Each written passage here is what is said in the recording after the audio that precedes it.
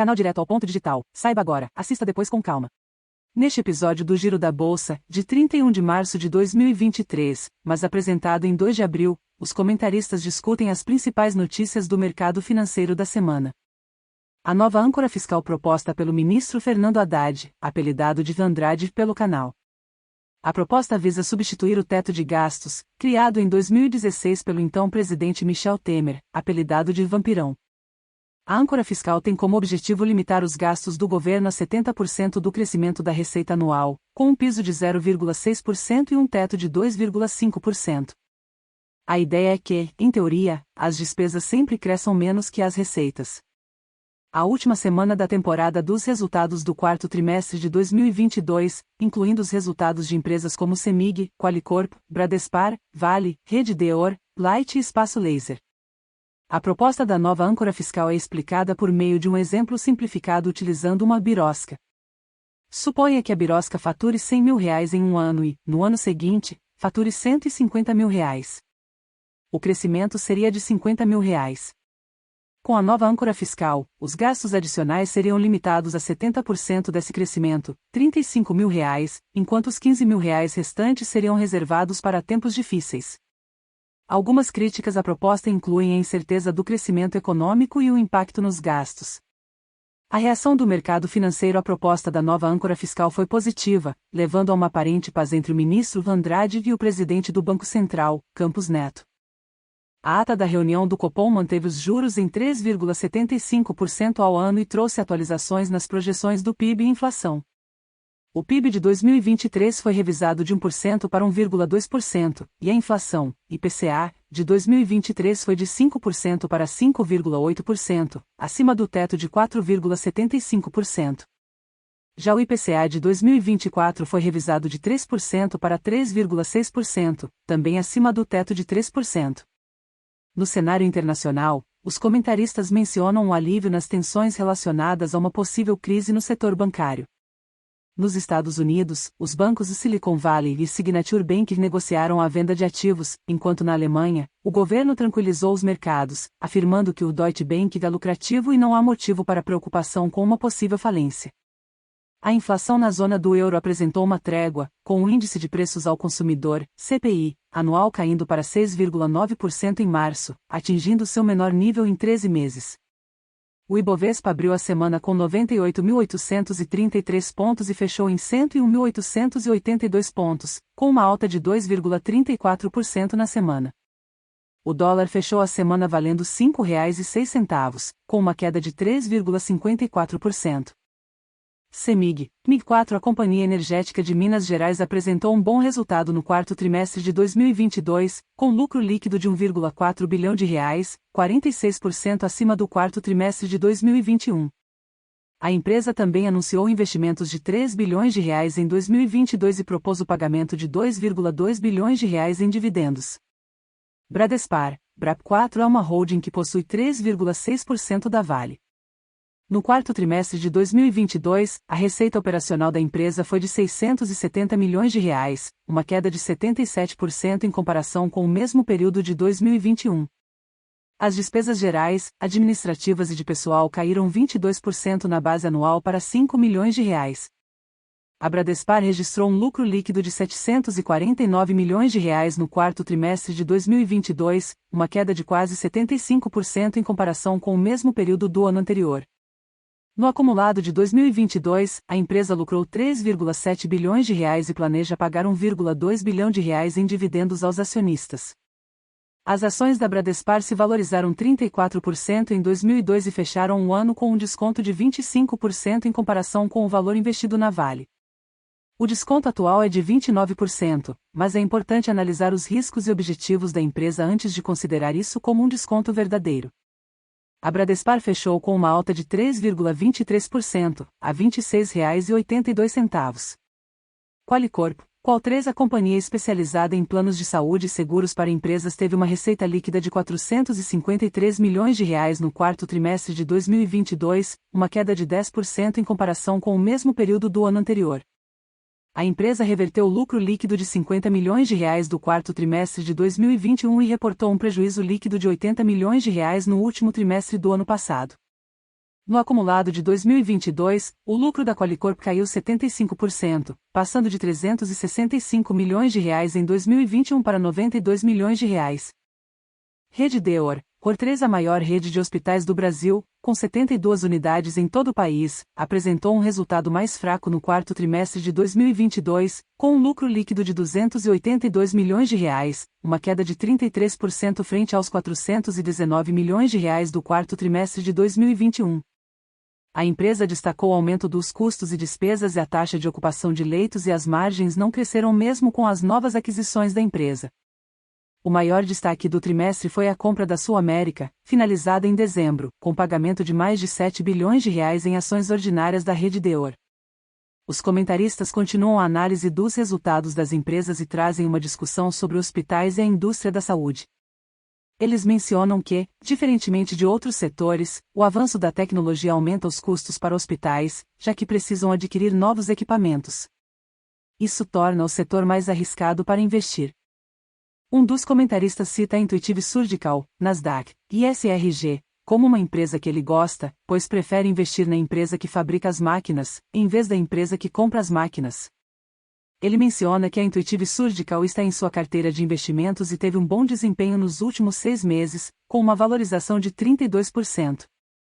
Além disso, eles comentam sobre a importância de estudar as empresas antes de investir e mencionam que, muitas vezes, os espectadores do canal acabam tomando decisões impulsivas com base em vídeos informativos, sem fazer a devida pesquisa. Por esse motivo, um dos comentaristas hesita em fazer vídeos sobre empresas específicas. Em seguida, eles mencionam algumas empresas, como Marisa, uma marca histórica brasileira que enfrenta dificuldades financeiras e está à beira da recuperação judicial. Os comentaristas expressam a esperança de que a empresa se recupere e continue em suas atividades. Continuam discutindo os resultados financeiros de algumas empresas e fazem algumas observações e comentários humorísticos sobre suas atividades. A Light Lead 3, uma companhia de energia elétrica, reverteu seu lucro de R$ 398 milhões em 2021 e fechou 2022 com prejuízo total de R$ 5,6 bilhões. Um dos motivos foram as perdas com o resultado financeiro, que aumentaram quase 160% para R$ 3,4 milhões. Apesar da notícia negativa, as ações da Light subiram 0,83%, fechando a R$ 2,44. A Espaço Laser Expa 3, uma rede de clínicas de depilação a laser, também teve resultados negativos. A empresa reverteu lucro líquido de R$ 23 milhões no quarto trimestre de 2021 e reportou prejuízo de R$ 13 milhões entre outubro e dezembro.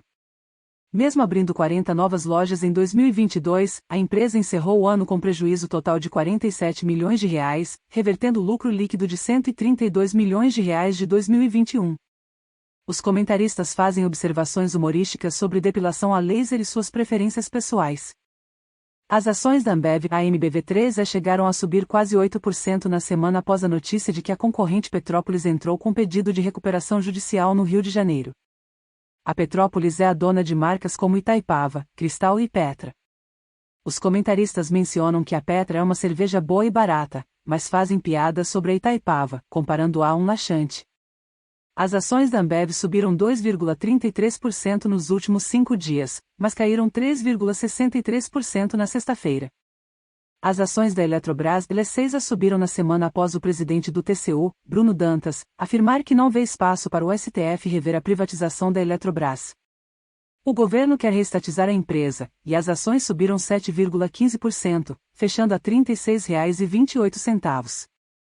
A Justiça Federal ordenou que a Vale e a empresa BHP fizessem um depósito judicial de R$ 10 bilhões para a Fundação Renova, responsável pelos programas de reparação dos impactos causados pelo rompimento da barragem de Fundão, em Mariana, Minas Gerais, em 2015. Até agora, a Vale indenizou 411 mil pessoas e destinou mais de R$ 28 bilhões à fundação.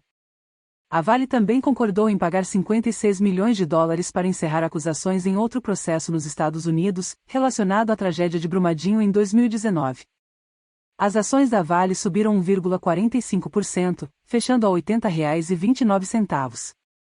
Os comentaristas enfatizam a importância de responsabilizar os indivíduos por trás das decisões que levaram a esses desastres e destacam que a situação é complicada, envolvendo vidas perdidas e impactos ambientais duradouros.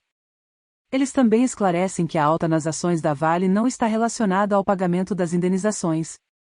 A CSN, CSNA3 e CSN Mineração, Min3, estão buscando um empréstimo conjunto de 1,4 bilhão de dólares com bancos japoneses para aumentar a produção de minério de ferro na mina de Casa de Pedra, em Minas Gerais. O contrato tem prazo de 12 anos e a maior parte do dinheiro virá do banco estatal japonês, o Japan Bank for International Cooperation. As ações da CSN subiram 11,24%, fechando a R$ 15,44.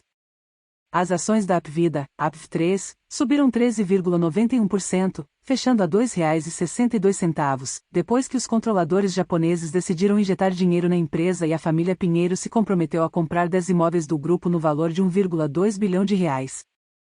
A Braskem, BRKM5, fechou um novo contrato de fornecimento de energia com a Casa dos Ventos, no valor de 2 bilhões de reais. A empresa receberá energia limpa para alimentar suas fábricas durante 22 anos. Nos últimos 4 anos, a Braskem fechou 6 contratos de energia eólica e solar. As ações da Braskem subiram 6,37%, fechando a R$ 19,36. Os comentaristas mencionam a responsabilidade da Braskem em relação à população de Maceió e aconselham os espectadores a pesquisar sobre o assunto. Além disso, os comentaristas discutem a importância de investir em empresas e a possibilidade de um fundo soberano no Brasil, similar ao norueguês, para ajudar a custear programas governamentais e apoiar empresas locais.